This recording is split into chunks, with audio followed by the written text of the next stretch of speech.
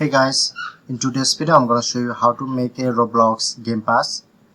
So first of all, open your any browser. Now I'm opening my Chrome browser and go to the search option, search it to Roblox, and then go to this link and log in your Roblox account.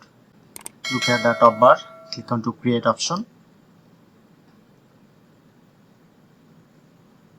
and then click on to creation. Scroll down,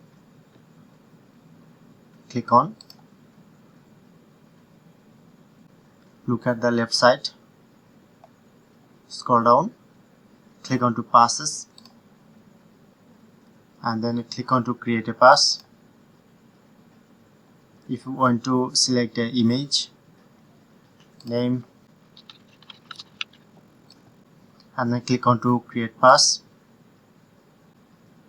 Okay, now done, and click on to sale, price,